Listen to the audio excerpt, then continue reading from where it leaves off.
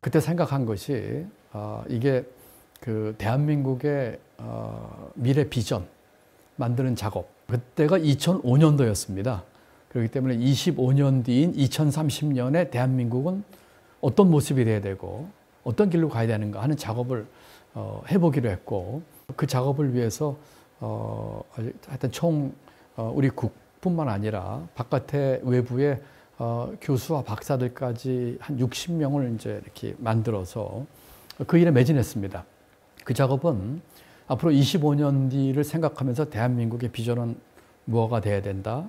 그리고 그 비전을 달성하기 위해서는 우리가 무엇을 해야 된다. 정책이죠. 그리고 그 정책을 실천에 옮기기 위해서는 예산과 재정이 어떻게 뒷받침해 줘야 된다는 25년짜리 계획을 만든, 그야말로 대한민국 장기 발전 전략의 그 효시였죠. 처음 했던 일이고 그 이후로는 아직도 그 작업이 없습니다. 그전에는 개발연대의 경제사회 발전 5개년 계획이라는 게 가장 긴 것이었거든요.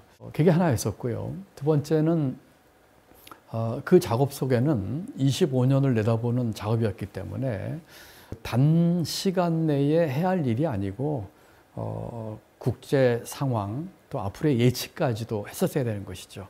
그때는 고령화나 저출생 문제에 대해서 그렇게 심각하게 생각 안 했던 때입니다. 성장과 분배 문제를 갖고 늘 어떤 게 앞이냐 뒤냐 싸울 때였습니다. 그런 걸 뛰어넘는 보고서였었죠. 그래서 성장과 분배는 서로가 우열을 다투거나 먼저 성장하고 나중에 나누는 문제가 아니고 같이 이루어져야 되는 그 동반 성장과 분배가 이루어져야 되는 것이다 였었고, 또 사회복지의 사회적 투자 개념을 처음 도입을 했습니다. 우리가 사회적 복지를 늘리는데 대한민국이 가야 할 길은 그 당시에 이제 복지국가인데, 복지는 많은 사람들이 얘기했듯이 비용이 아니고 사회적 비용이 아니고 사회적 투자다. 이것으로 이런 투자로 인해서 지속 가능한 성장이 이루어지고 이것으로 인해서 질 높은 성장이 만들어진다 하는 이야기를 보고서에 담았습니다. 또 특징적인 거는 그런 복지국가를 목표로 하면서 두 가지의 큰 기둥을 만들었습니다. 하나는 제도개혁이었고 하나는 선투자로서 국가와 재정의 적극적인 역할이었습니다. 이걸 다른 말로 하면은 앞에 거는 혁신이고 뒤에 것은 포용입니다. 그리고 이것을 혁신과 포용을 이룰 수 있는 5가지의 정책 기둥을 만들었는데, 예를 들면 뭐 인적 자원 문제라든지 복지 문제라든지 국제화 문제라든지 했는데, 또 하나 중요하게 집어넣은 것이 사회적 자본이었습니다. 소셜 캐피털이죠. 이 개념은 그 당시 한국에서는 생소한 개념이었습니다. 보고서를 만들고 부처의 국장 이상 전 간부들 앞에서 제가 이 보고서 브리핑을 했는데, 사회적 자본 설명할 적에 모든 사람들이 한 명도 그 말을 이해를 못했어요.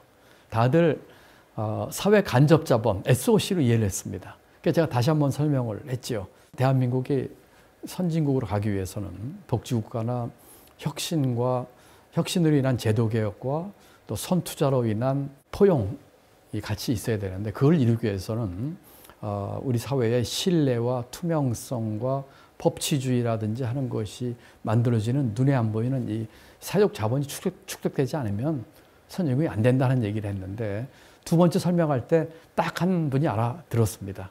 장관이었어요. 어쨌든 뭐 그런 내용의 보고서를 가지고 제가 공직생활 하면서 가장 심혈을 기울여서 만든 가장 애착가는 보고서였는데, 노무현 대통령께서 너무 좋아하셨습니다. 나중에 6.5 집인 진보의 미래에서도 그랬고, 비전 2030만 그대로만 하면 우리는 선진국이 됩니다 라고까지 하실 정도로 아주 좋아하시고 성원을 해주셨는데, 유감스럽게도 보고서가 나오자 정쟁에 휘말려서 그 당시 야당이죠. 지금의 국민의힘의 전신, 뭐 당 이름도 제가 기억을 못하겠습니다만 세금 폭탄이라고 하는 프레임을 씌워서 그 비전 2030을 좌초시켰죠.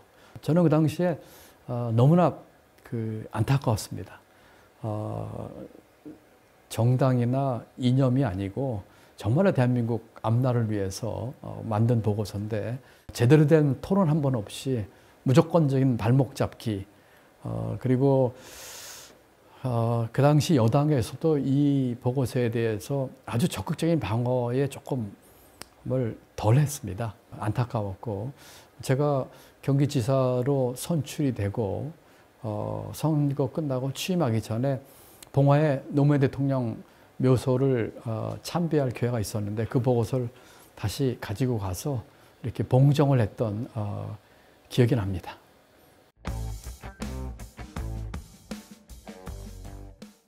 노무현 대통령은 제게 있어서 정치적인 멘토라고 생각을 합니다. 물론 노무현 대통령 생전에 제가 뭐 정치를 한 것도 아닙니다.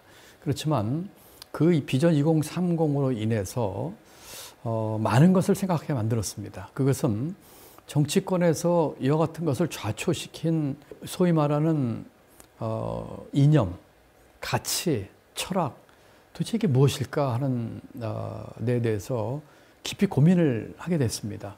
그리고 그 보고서를 만들고 1년 남짓해서 제가 공직사회에 보직으로 이야기하면은 유배를 가게 됐거든요. 노무현 대통령이 돌아가신 뒤에 쓰신 진보의 미래라는 책을 여러 번 보면서 그 책에서는 노 대통령이 많은 질문을 던집니다. 또 미처 답을 얻지 못한 질문도 많습니다. 저도 책을 쓰면서 그 노무현 대통령이 던졌던 질문에 대한 답을 내가 찾고 있는 건 아닐까 하는 생각을 하게 됐습니다. 그리고 그렇게 하려고 또 노력을 했습니다. 그렇기 때문에 노무현 대통령은 제게 잠재적으로 정치적인 그런 그 생각을 하게 한 멘토였다는 생각을 하게 하고요. 또 하나는 공교롭게도 김대중 대통령과 비슷한 생각인데 노무현 대통령은 부산 상고를 나온 고졸입니다. 노무현 대통령이 가졌던 그런 백그라운드로 인한 고뇌와 힘든 사항과 애로사항을 제가 단편이나마 짐작할 수 있을 것 같습니다. 제가 뭐 말씀을 나누면서 확인할 기회는 없었지만 제 나름대로 비슷한 생각을 이것은 뭐 공직생활 할 때도 그렇고 정치하면서도 그렇고 좀 외람된 말씀이지만 공유를 뭐 할 수 있지 않았을까 하는 생각에서 정치적인 멘토이자 또 어떻게 보면은 늘 이랬을 때 노무현 대통령은 어떤 생각을 하셨을까? 그분이 가졌던 그때의 그 원칙과 이 소신은 어떠했을까? 또 나는 어떻게 해야 할까 하는 문제를 물어보고 스스로 답을 찾는 그런 뭐 선생, 선배 같은 생각을 해봅니다.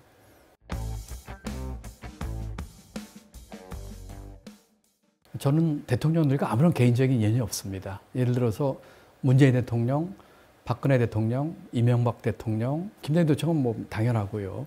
개인적인 인연이 아무도 없습니다. 제가 부총리 되기 전에 문재인 대통령 만난 적도 없고 전화나 통한 적도 없고요. 박근혜 대통령도 마찬가지고요. 제가 그 역대 정부에서 중용이 됐던 것은 아마도 저의 그런 정책 능력이나 또 추진력 이런 것들이 뭐 작용을 했을 거라고 추측은 합니다. 제가 제 그 인사 부탁한 적도 없었고요. 그래서 그런 것들이 평가받았지 않았나 생각을 하고요. 지금 그 김대중 대통령, 노무현 대통령 이야기를 했는데 박근혜 대통령 때 제가 그 초대 국무조정실장으로 가게 됩니다. 6개월 근무한 뒤에 제가 사표를 냈습니다. 이건 아니다 싶어서 사표를 냈죠. 2, 3년 동안에 장관급 공직자가 이건 아니다고 사표 낸 사람은 아마 없었을 겁니다. 기획정보 차관하다가 장관급 국무조정실장이 돼서 국정 전반을 들여다보는 일을 했거든요. 그리고 그 당시에 대통령이나 또는 총리나 비서실장 이런 분들이 저에 대해서 이 내각 운영에 있어서 많이들 의지하셨습니다. 그런데 제가 한 6개월 전 한 뒤에 제가 사표를 냈거든요. 이거 도저히 아니다라고 생각을 했었습니다. 사표 수리를 안 해주시더라고요. 계속 사표를 냈습니다. 마지막에는 제가 칭병을 했습니다. 제가 다른 이유로는 도저히 나올 수가 없을 것 같더라고요. 그래서 칭병을 하고 한 1년 정도 지난 뒤에 사표가 수용이 돼서 제 발로 박근혜 정부에서 걸어 나왔습니다. 나오는 날 박근혜 대통령을 만났습니다. 총리와 함께 보고할 기회가 있어서 대통령께서 그러시더라고요. 몸이 안 좋아서 그만두시니까 한 5개월 추스르시고 다시 복귀하시기를 기대합니다. 제 말씀 그대로입니다. 보통 공직자는 그렇게 얘기하면 알겠습니다. 또는 뭐 가고 싶으면 감사합니다 그러겠죠. 그때 제 답이 죄송합니다 였습니다. 다시는 제가 그 정부에 들어갈 생각도 없었고 그때는 제가 다시는 공직도 하지 않겠다고 마음을 먹었습니다. 그만두고 5개월 뒤에 비서실장으로부터 대통령 비서실장부터 전화가 2번 왔습니다. 다시 입각을 해달라는 것이었죠. 제가 아주 단호하게 거절을 했습니다. 그때는 제가 사표 내고 나와서 경기도 양평에 있는 농가 방을 얻어가지고 칩거를 하고 있을 때였습니다. 서울에 있으니까 너무나 많은 사람으로부터 연락이 오고 새로운 작업 제의와 좋은 제의들이 왔고 그런 것들을 다 거절했는데 서울에 있으면 만나자면 안 만날 도리가 없잖아요. 그래서 양평으로 갔는데 사실은 고향인 충북 음성에 가고 싶었는데 거기 가 있으면 틀림없이 또 정치하려고 한다는 얘기 듣기 싫어서 있었던 시절인데 입각 제의를 제가 거절했었죠. 역대 대통령들 공직자로서 제가 할 수 있는 바를 다해서 최선을 다했습니다. 대통령을 모신 게 아니라 대한민국 국민을 섬긴 것이죠. 그리고 박근혜 대통령 같은 경우는 제가 제 발로 사표를 쓰고 나왔던 것이죠. 그러면서 가졌던 제 소신과 제 마음속의 중심은 노무현 대통령 때 비전 2030 하면서 갖게 됐던 결기, 거슬러 올라가면 김대중 대통령을 모시면서 갖게 됐던 아까 말씀드린 희생과 결단 이런 것들로부터 쭉 거슬러 올라가서 제게 쌓여진 게 아닌가 그런 생각을 해봅니다. 비상계엄을 선포합니다.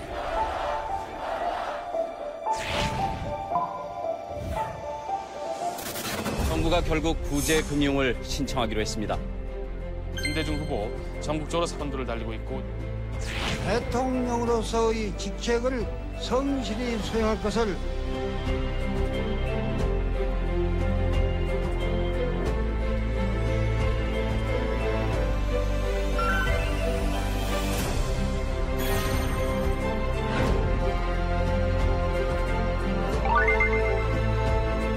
정말 김대중 대통령 같은 정치인이 있었나 환생을 했으면 좋겠다는 생각이 들어요.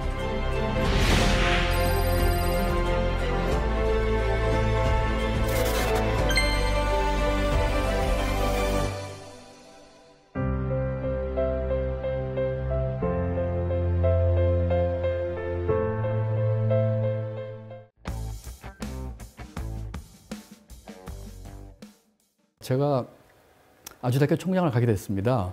청년들의 바다에 빠져보자 하는 아주 적극적인 생각으로 총장을 가게 됐고 가면서 제 아내하고 제가 약속을 했습니다. 나는 돈을 안 벌겠다 그랬는데 공무원 연금에 해당하는 금액 정도의 수입 외에는 우리 사회에 기부하자. 저는 제가 갖고 있었던 역량과 실력과 경험과 격려는 제 거가 아니라고 생각합니다. 우리 국가가 또 사회가 만들어준 것이죠. 그렇다면 이것은 내 개인 것이 아니라 우리 사회의 공용 자산이라고 생각을 하기 때문에 그렇게 했던 것이죠. 그러고서 이제 아주대 총장이 있던 참에 당선이 되고 취임한 문재인 대통령 측으로부터 경제부총리 제의가 왔습니다. 첫 번째 제의에서는 제가 고사를 했습니다. 총장 임기도 좀 남아 있었지만 사실은 제가 다시는 공직을 하지 않겠다는 생각을 좀 하고 있었거든요.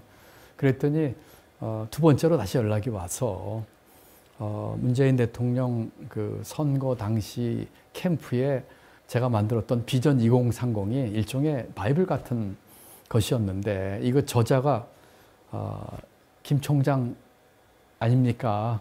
이제는 그거를 실천에 옮기는 일에 해주셨으면 좋겠다 하는 말을 듣고 제가 수락을 하고 이제 경제부총리로 가게 됐던 것이죠. 비유하자면 이렇습니다.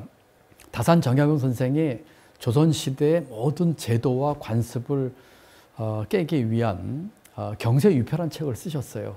저는 그 당시 비전 2030 또 그 후에는 제가 선거에 나서면서 하겠다고 하는 선거 공약들이 저는 신경제유표라고 생각을 했습니다. 대한민국을 바꾸는. 그리고 그 다산 선생이 쓰신 그 저자로서의 그걸 뛰어넘어서 실천에 옮기는 일을 해보고 싶었습니다. 그래서 이제 경제부총리가 됐었고, 문재인 대통령은 처음 만나서 대통령께 제가 3가지 당부 말씀드렸습니다. 요청을 드렸습니다. 경제는 제게 맡겨주십시오. 이건 제가 책임지고 하겠다는 뜻입니다. 두 번째는 소득 주도 성장이 문재인 정부의 경제정책의 모든 걸 덮는 것으로 시장에서는 알고 있는데 그건 아닙니다. 제가 혁신성장도 같이 이야기를 하겠습니다. 세 번째는 일주일이나 2주일에 한번 직접 보고를 받아주십시오. 우리 청와대 참모를 통해서가 아니라 직접 하십시오. 대통령께서 흔쾌히 승낙하셨고 대통령은 딱 한마디 하셨습니다. 대한민국 경제의 패러다임을 바꿔주십시오. 저는 그 얘기 들을 적에 전율을 꼈어요. 왜냐하면 그게 바로 제가 비전 2030을 만든 목적이었기 때문입니다. 그 후로 열심히 일했습니다. 정말 혼신의 힘을 다해서 열심히 했습니다. 사표를 낸 것은 그런 중에 청와대와 몇 번의 큰 의견 대립이 있었습니다. 그것은 주로 소득주도 성장으로부터 비롯된 일들이었는데 제일 크게 이견이 있었던 것은 최저임금의 급격한 인상, 그 다음에 법인세의 갑작스러운 인상 이었고 지금도 기억이 납니다. 청와대 그때 정책실장 경제수석하고 제가 이제 청문회 통과가 돼서 임명돼서 첫 미팅을 하는데 제게 그러더라고요. 통상적인 경제 운영은 부총리께서 책임지고 해주시고 경제 개혁은 저희가 하겠습니다. 그러더라고요. 제가 그 얘기를 듣고 그렇게 얘기했습니다. 무슨 소리 하고 있는 거냐? 통상 운영과 경제 개혁이 다른 거냐? 그건 아니다. 같이 해야 된다. 나도 경제 개혁을 하기 위한 것이고, 그래서 사실은 미팅부터 충돌을 했었죠. 최저임금은 인상은 저는 반드시 필요하다고 생각합니다. 그리고 그 당시에 문재인 대통령 선거 공약이 2017년부터 이제 임기가 시작이 됐는데 2020년까지 최저임금을 10,000원으로 만들겠다는 것이었죠. 제가 대통령께 말씀을 드렸습니다. 2020년까지는 못 만듭니다. 대신에 대통령 임기까지 무슨 일이 있어도 10,000원을 만들겠습니다. 그리고 이거는 아주 담대하게 내가 공약은 이렇지만 이러이러한 문제로 이렇게 하겠다는 수정하는 얘기를 대통령께서 직접 해주셨으면 좋겠습니다. 라고 말씀을 드렸습니다. 제 얘기는 반영되지 않았고 첫 해에 16.4%, 둘째에 10.9%라는 급격한 최저임금 인상이 이루어졌고 제가 이렇게 급격한 인상이 하게 되면 고용에 있어서 큰 문제가 있을 거라고 얘기를 했습니다. 왜냐하면 자영업자나 소상공인이나 중소기업 입장에서는 이 최저임금의 인상은 이 비용, 코스트의 급격한 인상입니다. 대한민국의 자영업자 숫자라든지 이 경제 구조로 봐서 감내하기 어렵습니다. 그리고 이 일자리 줄어들거나 또는 있는 일자리가 조정될 것입니다라는 얘기를 했었거든요.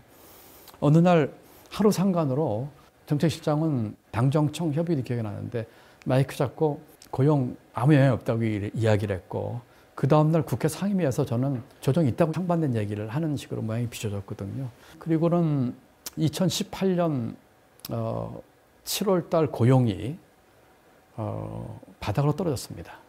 고용 지표는 그 다음 달에 나오기 때문에 2018년 8월 특정한 주에 특정한 요일에 나옵니다. 그 숫자 나오는 걸 보고 제가 비서실장 만나서 사의를 표했습니다. 그리고 이렇게만 얘기했어요. 이 고용의 문제를 이유로 해서 내 사표를 수리하거나 나를 경질했으면 좋겠다. 그리고 새로운 경제팀으로 새로운 경제정책을 만들었으면 좋겠다. 경제정책의 전환은 보통 정부에서는 사람을 바꾸는 걸 시작을 합니다. 왜냐하면 같은 사람이 다른 이야기를 하는 것은 너무나 어색하고 시장의 신뢰를 잃거든요. 제 사표를 수리하거나 저를 경질하면은 경제를 이렇게 터닝하는 그런 계기가 될 수가 있기 때문입니다. 그렇다고 해서 뭐가 잘못됐다는 뜻은 결코 아니고 우선 첫째로 문재인 대통령께서는 제가 몇몇 예를 든 거 빼놓고는 저를 신뢰하고 제게 많은 걸 맡겨주셨어요. 다른 것들은 성과가 좋았습니다. 박근혜 정부 때 2%대로 떨어진 성장을 3%로 끌어올렸고 대한민국 역사상 처음으로 1인당 국민소득 3만 불 달성했고 최근이나 작년처럼 북한이 핵 실험하고 미사일 쏘고 중국이 사드 보복하고 그 어려운 국장 환경에서 잘 그거를 관리할 수 있도록 대통령께서 제게 신임을 주셔서 그건 아주 감사할 일이고요.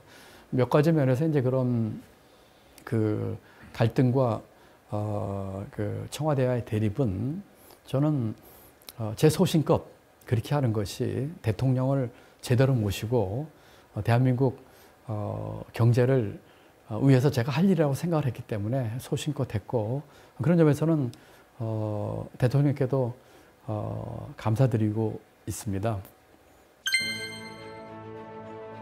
작년에 귀리의 김대중 다큐멘터리 영화를 제가 용산 CGV에서 봤습니다. 너무나 감동스럽고 특히 광주에게 내리셔서 있을 때 그 모습 같은 것을 보면서 눈물도 나고 했는데 아쉽게도 그 뒷얘기가 담겨져 있지 않았는데 뒷얘기를 주로 담은 대통령 김대중 다큐멘터리가 나온다고 해서 정말 반갑고 기다려집니다.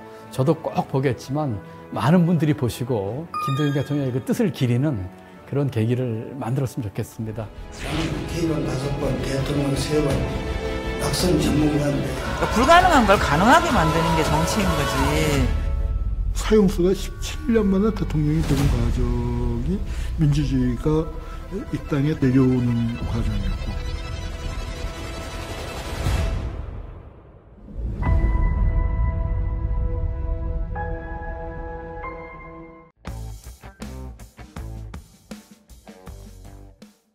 사형수 김대중이 했던 민주주의가 올 것입니다. 정치복이 없어야 됩니다 하는 그 수준에서도 아직 우리가 벗어나고 있지 못하다는 생각을 해서 안타깝습니다. 그리고 또 이 지금 쪼개진 나라를 아까 말씀드린 김대중 대통령의 통합 정신으로 어떻게 하면 함께 통합하고 또 함께 새로운 대한민국을 만들어 힘을 합칠 수 있을까 하는데도 힘을 모아야 됩니다. 그래서 우리 모두의 나라 그리고 내 삶이 선진국 이런 나라를 정권 교체 다음 단계의 높은 차원에서 하도록 힘을 모아야 되겠습니다. 그리고 우리 민주당이 그 이상의 정권 교체 이상의 교체를 위한 모두의 나라 내 삶의 선진국을 만들기 위한 수권 정당으로서의 신뢰 회복 그리고 역량을 갖추고 또 일머리를 갖춘 당으로서 우리 국민들로부터 지지를 받아야 되겠다 하는 생각을 해봅니다.